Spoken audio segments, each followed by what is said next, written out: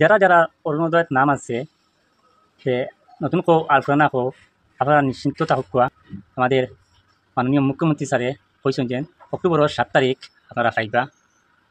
প্রথমে দেওয়ার কথা ছিল 17 সেপ্টেম্বর, আর তারপরে ডেটটা ডুলিয়া গেল গিয়া 25 সেপ্টেম্বর দেওয়ার কথা ছিল।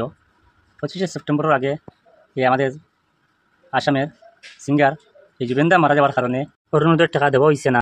তো এখন ভিডিও স্ক্রিপ্টটা আমি উঠে লাগাইছি, মাননীয় মুখ্যমন্ত্রী স্যারে কি কইন আপনারা। অৰুণোদয়ৰ জৰিয়তে আমি অসমৰ 30 লাখ পৰিয়ালক মাহত 1250 টকাকৈ আগবঢ়াওঁ।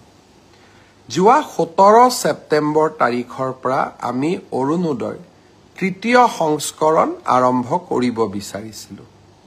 তাৰ পিছত আমি 25 তাৰিখৰ দিনটো ধাৰ্য কৰিছিলোঁ, কিন্তু অসমত চলি থকা ঘটনা প্ৰবাহৰ বাবে এই আঁচনিখনো আমি নিৰ্দিষ্ট দিনত দিব নোৱাৰিলোঁ।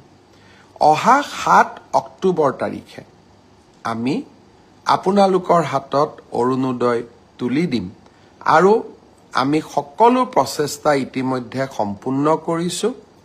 7 তাৰিখে নিশ্চিতভাৱে অৰুণোদয় তৃতীয় সংস্কৰণৰ সুবিধা 30 লাখ আই মাতৃয়ে লাভ কৰিব আৰু আমি তাৰ পিছত প্ৰতি মাহে নিৰন্তৰ কৰি আপোনালোকক এই পুঁজি যোগান ধৰি যাম।